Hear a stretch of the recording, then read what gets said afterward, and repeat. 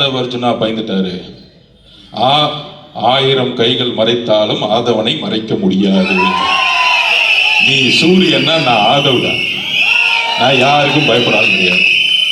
5 வயசுலேயே எங்க அம்மாவுடைய சாவை பார்த்தோம். நான் இதுக்கு மேல எவனையும் பயன்படுத்த முடியாது. எழுதி வச்சுக்கோங்க. இந்த உலகத்துல தன்னுடைய தாயை சாவ 5 வயசுல பார்த்த ஒரு பையன் நான் தான். அது ஒரு 2000 பேர் நிக்கிறாங்க. எங்கிருந்து வந்தாங்கன்னு தெரியல, டெல்லியில உட்காந்துட்டு இருக்காங்க. திடீர்னு என்ன தெரிஞ்சதுன்னு தெரியல, அந்த ராயப்பன் படத்துல சொன்னார் பாருங்க, அதே மாதிரி டிரைவரை பார்த்து அப்புறம் திரும்பி பின்னாடி உட்காந்து ஒரு வார்த்தை சொன்னாரு. நான் சொன்னேன் சிபிஐ என்கொயரி போய் முடிச்சுட்டு லிஃப்ட்ல வரும்போது, அண்ணா எலெக்ஷன் கமிஷன் நோட்டிஃபிகேஷன் பண்ணிட்டாங்க, தேர்தல் ஏப்ரல் மாதம் 23 அப்படியே அமைதியாக கேட்டுக்கிட்டு இருந்தார். வண்டியில் உக்காந்துட்டு டக்குன்னு டிரைவரை பார்த்து மேலே வந்து கிளாஸ் ஓப்பன் பண்ணுங்கன்னு சொன்னாங்க. அண்ணன் காற்று வாங்குறதுக்கு பண்ணுறாரா அப்படின்னு நினச்சேன். அப்புறம் ஒரு குரல் வந்துச்சு, என்ன அர்ஜுன் ஆரம்பிச்சிடலாமா இங்கிருந்து அப்படின்னு கேட்டாங்க.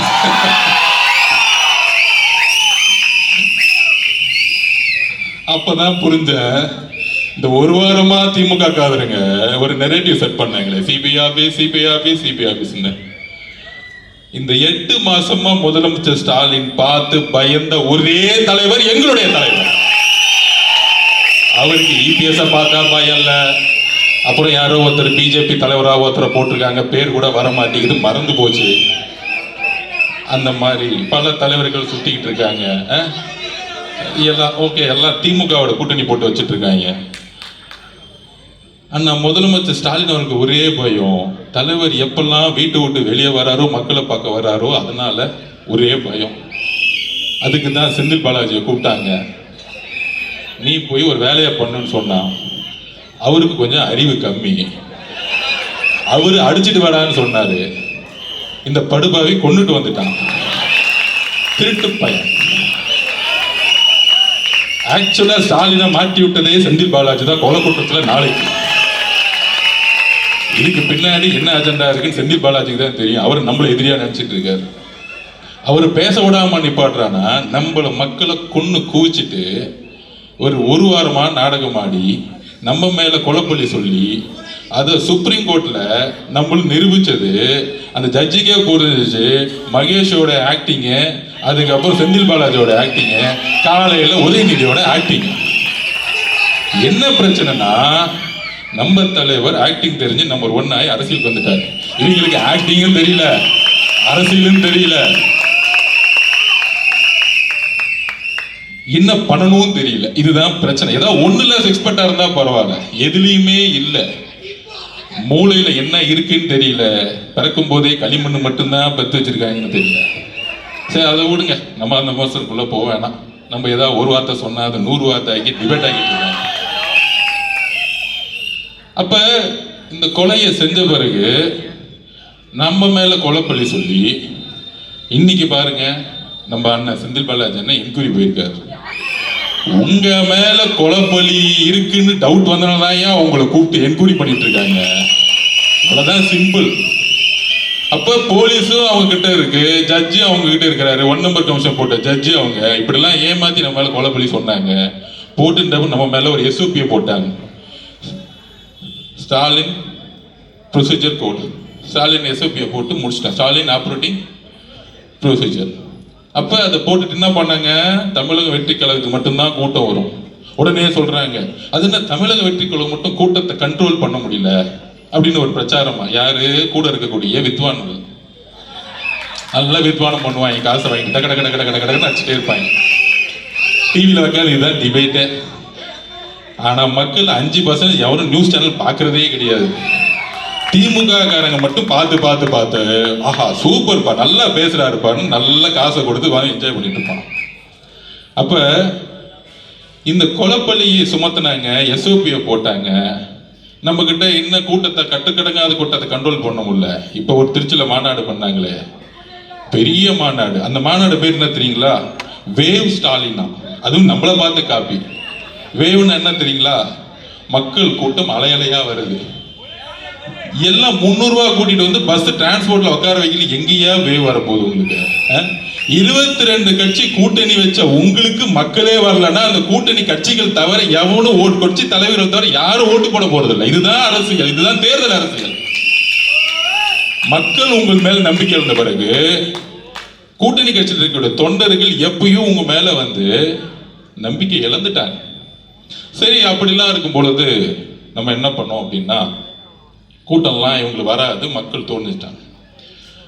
அப்ப என் மேல இப்போ வந்து ஒரு விமர்சனம் வருது. அந்த விமர்சனத்துக்கு ஜனநாயக பூர்வமாக பதில் சொல்லக்கூடிய இடத்துல இருக்கும். நம்ம ஒன்றும் பிறப்பால் முதலமைச்சர் ஆகிறோம் இல்லையே, பிறப்பால் துணை முதலமைச்சர் ஆகிறோம் இல்லையே, என்ன கேள்வி கேட்டா நீ கேள்வி கேட்பியா அப்படின்னு முடக்கக்கூடிய இடத்துல நம்ம இல்லை.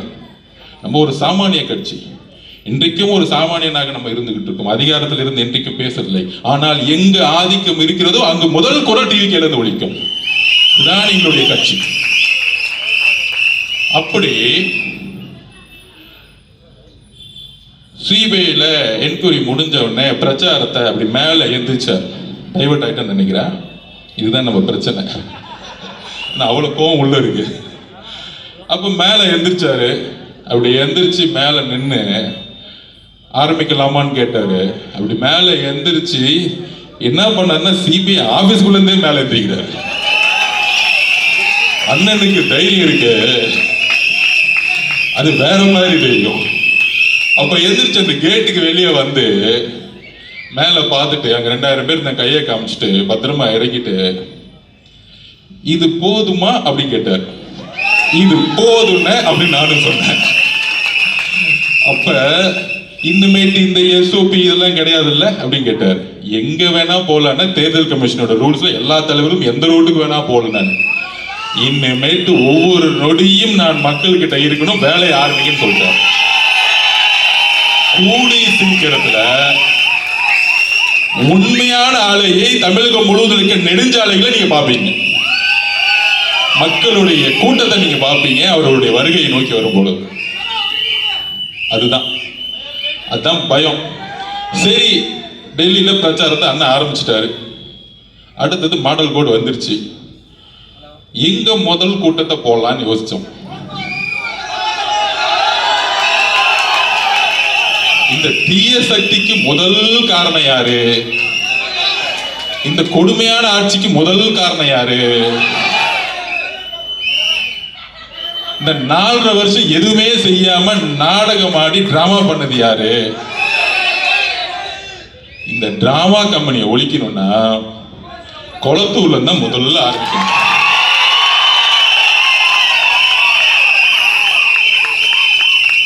எங்களுக்கெல்லாம் பயமே கிடையாதுயா. நீ என்ன வேணா பேசிக்கோ, அவதூறா பேசிக்கோ. ஆதவர்ஜனா இப்படி, ஆதவர்ஜனா குடும்பம் அப்படி, ஆதவர்ஜனா மாமனார் இப்படி, என்ன வேணா பேசிக்கோ. காதை கேட்காது, போய்கிட்டே இருப்போம். எங்க குறிக்கோள் என்ன? சென்ட் ஜார்ஜ் கோட்டையில அண்ணனை சைன் போட வைக்கணும். அவ்வளவுதான் எங்க குறிக்கோள். இந்த அள்ளு சில்லற பேசுறதுக்கெல்லாம் பதில் கொடுக்கலாம் எங்களுக்கு டைம் கிடையாது போதும். அப்ப இந்த திமுக வந்து எப்படி திசை திருப்பணுங்கிறதுக்கு நான் பதில் சொல்லணும். யாருக்காக பதில் சொல்லணும்? ஆதவர்ஜுனா பயந்துட்டாரு. 1000 கைகள் மறைத்தாலும் ஆதவனை மறைக்க முடியாது. நீ சூரியன்னா நான் ஆதவடா. நான் யாருக்கும் பயப்படாத முடியாது. 5 வயசுலேயே எங்க அம்மாவுடைய சாவை பார்த்தவன் நான். இதுக்கு மேல எவனையும் பயன்படுத்த முடியாது. எழுதி வச்சுக்கோங்க. இந்த உலகத்துல தன்னுடைய தாயை சாவ 5 வயசுல பார்த்த ஒரு பையன் நான் தான். இதுலயே நான் அந்த பயத்துல இருந்து வெளியே வந்து இன்னைக்கு தமிழக மக்கள் முன்னாடி தைரியமா நிக்கிறேன்னா என் தலைவர் உண்மையா இருக்கிறாருங்கிற ஒரு வலிமை என்கிட்ட எந்த போயும் கிடையாது. நான் யாரையும் ஏமாத்துனது கிடையாது. எந்த கட்சிக்கும் துரோகம் செஞ்சது கிடையாது. நான் வேலை பார்த்தேன், அந்த இடத்துல உண்மை இல்லைன்னு நாங்க இருக்க மாட்டோம். அவ்வளவுதான் என்னுடைய வரலாறு. எங்க வேணா நான் போய் சொல்லுவேன், என்ன வேணா கேள்விக்கு. அப்ப இங்க நம்ம சின்னவரான அசோக் அண்ணன் சொன்னாரு, நம்ம தோழர் 12 வருஷமா கூட இருக்கிறவர், அவருடைய உணர்வுக்கு பதிவு பிடிக்கணும் இல்ல. மீதி அழிச்சிருக்கலாம் நான் பதில் சொல்லிடலாம், டைம் வேஸ்ட் பண்ண மாட்டேன். அப்புறம் அசோக் அண்ணன் நம்ம கூட 12 வருஷமா இருக்கிறவர், நான் அவரை பத்தி சொல்லணும். 40 வருஷம் மரியாதைக்குரிய ரஜினி சார் அவர்கள் கூட இருந்தவர். நம்மளுடைய அன்புக்குரியவர் அவர். அதுல எந்த விதமான கருத்து வேறுபாடும் கிடையாது, எனக்கும் கருத்து வேறுபாடு கிடையாது. அப்படி 12 வருஷமா பழகினதுல ஒரு 30 நாளுக்கு முன்னாடி 2 மாசத்துக்கு முன்னாடியே சொன்னார், அரசியல்ல நான் வரணும்னு இருக்கேன், தலைவரோட 40 வருஷம் இருந்துட்டேன், என்னுடைய மனைவி என்னுடைய மகள்லாம் வந்து விஜய் சாருடைய ரசிகர்கள், டிவிக்கு கட்சியில் நான் வந்து சேர்ந்தா நல்லா இருக்குமா, நான் ரஜினி ரசிகர் மன்றத்திலிருந்து வந்தேன், எனக்கான மரியாதை இருக்குமா அப்படின்னு கேட்டார். நான் சொன்னேன், டிவிகே கட்சிக்கு வரணும்னா ஒன்னே ஒண்ணுதான் குவாலிஃபிகேஷன், உண்மையா இருக்கணும், நேர்மையா இருக்கணும், அப்புறம் தைரியமா இருக்கணும். இந்த 3 குவாலிஃபிகேஷன் தான், வேற ஒண்ணுமே கிடையாது. உங்க அப்பா மினிஸ்டரா, எம்எல்ஏவா, பணக்காரனா, கோடீஸ்வரனா, எந்த குவாலிஃபிகேஷனுக்கு அண்ணன் கிடையாது. இன்னைக்கு 234 வேட்பாளர்களை அண்ணன் உருவாக்குனாரு. அதுல பாதிக்கு மேற்பட்ட இல்ல, 3/4 வேட்பாளர்கள் ஒரு ஆட்டோ ஓட்டுனர், ஒரு மீனவர், ஒரு விவசாயி, கையில 10 லட்சம் கூட கிடையாது. ஆனால் அண்ணன் தேர்ந்தெடுக்கக்கூடிய வேட்பாளர்கள் யார் தெரியுமா? மக்களிடம் உண்மையாக நேர்மையாக ஒரு எம்எல்ஏ அடுத்த 5 வருஷம் மக்களை நேர்மையாக பார்க்கக்கூடிய ஒரு எம்எல்ஏ உருவாக்கிட்டு இருக்காரு. இதை புரிஞ்சுக்குவாங்க. எடுத்தோடனே உங்களை மாதிரி 50 கோடி இருக்குமா, 1000 கோடி செலவு பண்ண முடியுமாலாம் அவர் கேட்க மாட்டார். அப்ப நான் அசோக் சொன்னேன், சரிண்ணே இதெல்லாம் ஒண்ணும் இல்லை, நீங்க வாங்கன்னு சொன்னேன். ஏன்னா ரஜினி ரசிகர்களுக்கு தெரியல உண்மை என்னன்னு. இந்த சூழ்ச்சியில இப்ப நடுவில் பண்ணது யாருன்னு சொல்றேன், எக்ஸாம்பிளே சொல்றேன். அப்ப தலைவரை பார்க்க போறாரு அசோக் அண்ணன். அசோக் ஒரு 5 பேர் அன்னைக்கு சேர்ந்தாங்க. நம்ம தனபால் சார் பையன்லாம் இருக்காரு பாருங்க, பழைய ஸ்பீக்கர், அவருடைய பையன்லாம் சேர்ந்தாரு. 4 பேரை பேசி முடிச்சாங்க. லாஸ்ட்ல தான் அண்ணன் போனார். என்னடா 40 நிமிஷமா பேசிக்கிட்டே இருக்காரு அவரும் ஒரு பையனும், என்னடா வெளியே வரவே மாட்டேங்கிறாரு அப்படின்னு. திடீர்னு கதவை திறந்து நான் பாக்குறேன், 3 பேரும் பயங்கரமா சிரிச்சுக்கிட்டு இருக்காங்க. யாரு? நம்ம தலைவர் விஜய் சாரும் அசோக் சாரும் பையனும் சிரிச்சுக்கிட்டே இருக்கிறாங்க. ஆமா, அப்ப என்னடா இது பயங்கரமா சிரிச்சிருக்க. அப்போ வந்து சரி டிஸ்டர்ப் பண்ணோன்னு வெளியே வந்துட்டேன். வந்த பிறகு அசோக் சார்கிட்ட கேட்டேன், என்ன அப்படி பேசிட்டு இருக்கீங்க அப்படின்னு. நம்ம தலைவரை பத்தி தெரிஞ்சுக்கணும். அப்ப அவர்கிட்ட கேட்டிருக்காரு, நான் 40 வருஷம் தலைவர் ரஜினி சார் கிட்ட இருந்துட்டு வந்துட்டேன், என்ன உங்களோட அக்செப்ட் பண்ணிக்கலான்னு கேட்டார். அப்புறம் இன்னொன்னு சொன்னார், டிசம்பர் 12ஆம் தேதி ஆனா நியூஸ் பேப்பர்ல நான் விளம்பரம் கொடுப்பேன், நான் அவரை போய் பார்ப்பேன், அதெல்லாம் உங்களுக்கு பிரச்சனையான்னு கேட்கும் பொழுது, உங்களுக்கு தலைவர் எப்படியோ அதே மாதிரி நான் சினிமாவில் இருக்கும்போது எனக்கு ஒரு தலைவர்னு சொன்ன மனிதன் எங்களுடைய தலைவர். நீங்க போய் சிறப்பா செயல்படுங்க, உங்களுக்கு என்ன வேணும்னு கேட்டார். அப்ப அசோக் சார் சொன்னாரு, நான் ஹார்பர் தொகுதியில போய் வேலை பார்க்கிறேன். யாரு? அண்ணன் பாருங்க, சேகர் பாபு தொகுதியில போய் வேலை பார்க்கிறேன். உடனே அப்ப சொன்னாரு, தாராளமா போய் வேலை பாருங்க அப்படின்னு கூப்பிட்டு, அவருக்கு என்ன வேணுமோ பண்ணி கொடுங்க, கட்சியில அவருக்கு என்ன பொறுப்பு கொடுக்கணுமோ கொடுத்துருங்க அப்படின்னு சொன்ன தலைவர் எங்களுடைய தலைவர். இதெல்லாம் தெரிஞ்சுக்கணும். ரஜினி ரசிகர் மன்றத்திலிருந்து வந்தவருக்கு கட்சியில பொறுப்பையும் கொடுத்து அவருக்கான அங்கீகாரம் கொடுத்து மேடை ஏற்றிய ஒரே கட்சி நம்மளுடைய தமிழக வெற்றி கழகம். அப்ப நம்மளை டைவர்ட்லாம் எப்படி பண்ணுவாங்க, எப்படி போக்கஸ் பண்ணுவாங்க? அதுக்கு தான் சென்னையில நடந்த ஆர்ப்பாட்டத்தை பத்தி பேசிட்டு இருந்தேன். அந்த ஆர்ப்பாட்டத்துல என்ன நடந்துச்சு? இது தலைவர் ரஜினி சார் அவர்களுக்கே தெரியும். அதை நான் வந்து எக்ஸ்பிளைன் பண்ண முடியல. என்ன எக்ஸ்பிளைன் பண்ணல? அன்னைக்கு 30 நிமிஷத்துக்கு மேல பேசிட்டு இருந்தா காவல்துறை நிப்பாட்டினாங்க. அதை டீட்டெயிலா நம்ம எக்ஸ்பிளைன் பண்ணோம்ல. அப்ப டீட்டெயிலா என்ன எக்ஸ்பிளைன் பண்ணோம்னா, இந்த பிரச்சனையை பத்தி எக்ஸ்பிளைன் பண்ணல. இந்த 5 வருஷமா என்ன கடுமையா திட்டுறாங்க, அதை பத்தி இல்லை. இந்த ஒரு வாரமா கடுமையான மன வலியில தலைவர் இருக்கிறாரு, நானும் இருக்கிறேன், இங்க இருக்கக்கூடிய பல்வேறு நிர்வாகிகள் இருக்காங்க, தமிழ்நாடே இருக்கு. அது என்னது? அன்னைக்கு ஆர்ப்பாட்டம் தமிழ்நாட்டிலே முதல் முறையாக தமிழகம் முழுவதும் உருவாக்கிய கட்சி நம்மளோட கட்சி. அந்த ஆர்ப்பாட்டம் எதற்கு? சட்டம் ஒழுங்கு பாதுகாப்பு. அதுல என்ன பிரச்சனை? தூத்துக்குடியில இந்த ஊடகங்களையும் ஒட்டுமொத்த தமிழக மக்களையும் எல்லோரையும் நான் வந்து கேட்டுக்கிறேன், வலியோடு கேட்கிறேன். தூத்துக்குடியில ஒரு 12th ஸ்டாண்டர்ட் 12ஆம் கிளாஸ் படிக்கக்கூடிய மாணவி 15 வயசு கூட ஆகல. டெல்லியில நிர்பயா பாதிக்கப்பட்டார், கற்பழிக்கப்பட்டார், கொல்லப்பட்டார். இந்தியாவே கொதித்து இருந்துச்சு. இந்த பிரச்சனையை திசை திருப்பதுக்கு தான் இவ்வளவு பெரிய நாடகம் 5 நாளா ஓடிக்கிட்டு இருக்கு. இது சோசியல் மீடியா வாரியர்ஸும் புரிஞ்சுக்கணும், தமிழக மக்களும் புரிஞ்சுக்கணும். இந்த அவதூறான பிரச்சாரம் எனக்கு எதிராக ஏன் உருவாக்கப்பட்டது அப்படின்னா, இந்த தூத்துக்குடியோடைய மரணம் கொடூரமானது.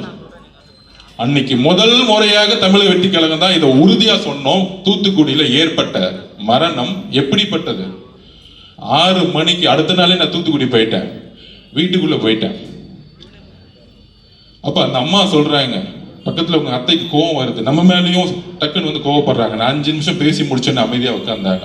அப்ப அவங்க உறுதியா சொல்றாங்க, என்னன்னா சொல்ல முடியல, வார்த்தைகள் வரல. அவங்க அம்மா சொல்றாங்க, என் பொண்ணு 6 மணிக்கு கழிவறை போறதுக்கு வீட்டை விட்டு வெளியே போனாங்க. அங்கிருந்து 50 மீட்டர் கூட கிடையாது. 7 மணி ஆச்சு, 7:30 மணி ஆச்சு, காணும். காவல்துறை கிட்ட போறோம், போலீஸ் ஸ்டேஷன்ல, திருப்பியும் காணும். சார், காவல்துறை கிட்ட போகும்போது திருப்பியும் முடியாதனால நாங்க தேடி தேடி பார்க்கிறோம், ஊர் மக்கள் ஃபுல்லா தேடி பார்க்கிறோம். அடுத்த நாள் 2:30 மணிக்கு கண்டுபிடிச்சிருக்காங்க அந்த குழந்தையோட உடலை. அந்த குழந்தையோட உடல்ல ஒட்டு துணி கிடையாது, கற்பழிக்கப்பட்ட பெண். இன்னும் 6 நாள் ஆச்சு, இன்னும் போலீஸ் கண்டுபிடிக்க முடியல. அக்கா கனிமொழி அக்கா போனாங்க, ஆனா ஊருக்குள்ள விடல. உடனே கனிமொழி அக்கா மேல வந்து ஒரு மீடியா வந்து அவங்க உள்ள உடலன்னு பெருசா சொன்னாங்க.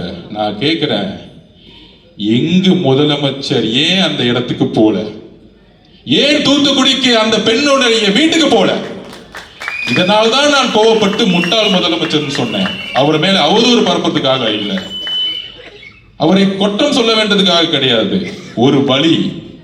என்னுடைய வீட்டில் என் தங்கைக்கு இந்த உணர்வு ஏற்பட்டால் ஒரு அண்ணனாக என்ன கோபமோ அந்த கோபம் எனக்கு உண்மையிலே ஏற்பட்டது. அன்னைக்கு என்னுடைய பேச்சு கோபத்தில் வந்த வெளிப்பாடு, என்னுடைய உணர்விலிருந்து ஏற்பட்ட வெளிப்பாடு. அதனாலதான் அடுத்த நாளே 9 மணிக்கு நான் கிளம்பி வந்து தூத்துக்குடிக்கு போனேன். அதை கேட்கும் பொழுது இது அரசியல் அல்ல, நாம் எங்க வாழ்ந்துகிட்டு இருக்கோம், என்ன அரசியலை உருவாக்கிட்டு இருக்கோம். அக்கா கனிமொழியை திட்டுவாங்க, ஏன் ஒரு பெண்ணு தான் அந்த இடத்துக்கு போகணுமா? என்னோட சொந்த தங்கையா இருந்தா ஒரு ஆண் போகக்கூடாதா? எங்கே போனார் முதலமைச்சர் மு க ஸ்டாலின் அவர்கள்? அதுக்கு மேல என்ன வேலை இருக்கு உங்களுக்கு? எங்கே போனார் துணை முதலமைச்சர் உதயநிதி அவர்கள்? இதுக்கு மேல என்ன வேலை இருக்கு உங்களுக்கு? ஒரு பெண் மானகப்படுத்தப்பட்டு, ஒரு பெண் ஒட்டு துணி இல்லாம தூக்கி எரிஞ்சு, ஒரு ஊரே அன்னைக்கு 2.5 மணி நேரம் தேடி, ஒரு காவல்துறை கூட 18 மணி நேரம் அந்த ஊருக்குள்ளே போவாம, ஒரு கலெக்டர் போவாம, ஒரு எம்எல்ஏ போகாம, ஒரு கவுன்சிலர் போவாம, திமுகவுடைய அமைச்சர்கள் போவாம, முதலமைச்சரும் போல, துணை முதலமைச்சர் உதயநிதி போல. ஆனால் அன்னைக்கு நான் பேசிய ஒரு வார்த்தையை எடுத்துக்கிட்டு இந்த ஒரு வாரம் ஆதவர்ஜனாவை திட்டக்கூடிய இந்த திமுகவும் திமுகவுடைய ஊடகங்களும் மிகப்பெரிய அவமானப்படுத்தக்கூடியவர்கள். ஆதவர்ஜனா இதுக்கு வைக்கப்பட வேண்டியதில்லை. நான் எதற்கும் தைரியமானவன், எதற்கும் பயப்படாதவன். அச்சமில்லை, அச்சமில்லை, அச்சம் என்பதில்லையே. உச்சி மீது வாழ்ந்து வீடில் இருந்த போதிலும் அச்சமில்லை, அச்சம் என்பதில்லையே. 12 வயசுல படிச்சவன் பாரதியார் கவிதையை. உங்களுடைய தவறுகளை நாங்கள் உறுதியாக உண்மையாக எடுத்துரைத்துக் கொண்டே இருப்போம். இதுக்கு டிவிக்கு தவிர வேற எந்த கட்சியும் போல. எங்க போனது? திமுக கூட்டத்தில் இருக்க 22 கட்சி யாரு பாதிக்கப்பட்ட பெண்ணுடைய வீட்டுக்கு போனாங்க? அந்த அம்மா கிட்ட பேச போனாங்களா? அந்த அம்மாவோட கோரிக்கை என்ன தெரியுமா? கடைசி நிமிஷத்துல இதை யாரு செய்தார்களோ அவர்களை இந்த சமூகத்தின் முன்பு நிறுத்துங்கள், அவர்களுக்கு தண்டனை வாங்கி கொடுங்கள். ஏனென்றால் என்னுடைய பெண் குழந்தை போல இன்னொரு பெண் குழந்தைக்கு தமிழ்நாட்டில் இந்த நிலைமை ஏற்படுத்த கூடாது சொன்னவர் என்னுடைய அம்மா. தூத்துக்குடியில் இருக்க பாதிக்கப்பட்ட அம்மா தன் குழந்தையை இறந்தாலும் அவர்கள் கவலைப்பட்டது இன்னொரு பெண் குழந்தைக்கு இந்த பிரச்சனை நடக்கக்கூடாதுன்னு பேசினாங்க என்கிட்ட. ஆனால் இதை மூடி மறைக்கணும். நிர்பயா சகோதரர் பாதிக்கப்பட்டது போல இந்த பிரச்சனையை தமிழக மக்களுக்கு கொண்டு போய் சேர்த்துடக்கூடாது. தலைவர் ரஜினி சார் அவர்களே, உங்கள் மீது எங்களுக்கு எந்த வெறுப்பும் கிடையாது, உங்கள் மீது எங்களுக்கு அன்பு மட்டும்தான் இருக்கிறது. இதை நான் உறுதியாக பதிவிடுகிறேன். நான் ஒரு சாமானியன், அதிகாரம் என்கிட்ட இல்லை, பணபலம் இல்லை. நான் இன்றைக்கும் ஒரு சாமானியன், ஒரு சாதாரண விவசாய வீட்டில் பிறந்த உணர்வு தான் இன்னைக்கும் இருக்கு. எல்லா தொழிலையும் தூக்கி போட்டு வந்துட்டேன். எனக்கு வேற எதுவும் இல்ல, எந்த நாதி இல்ல. ஏன் என்னுடைய குடும்பமே என்னுடைய அரசியலுடைய முடிவுகளுக்கு எதிராக இருக்கிறது. எல்லோரையும் தூக்கி போட்டிருக்கோம். ஏன்? நான் உண்மையாக மக்களிடம் இருக்க வேண்டும் என்ற உணர்வு எனக்கு இருக்கிறது, என்னுடைய தலைவருக்கு இருக்கிறது. அவதூறுகளை பத்தி கவலைப்படல. 5 வயசுல என்ன அனாதன்னு சொன்னாங்க, 12 வயசுல என்ன குறிக்கோள் இருக்கும் போது நீ 7ன்னு சொன்னாங்க, 16 வயசுல பொலிட்டிகல்ஸ் படிக்கும் போது உன்னால எதுக்கு உனக்கு எதுக்கு இந்த வீண் வேலை பொலிட்டிகல் சைட் படிக்கணும்னு சொன்னாங்க. திமுக நான் வேலை செய்யும் போது உன்னாலெல்லாம் ஜெயிக்க வைக்க முடியுமான்னு என்ன பார்த்து கேட்டாங்க. டிவிக்கு வரும் பொழுது நீ என்ன சாதிப்பன்னு கேட்டாங்க.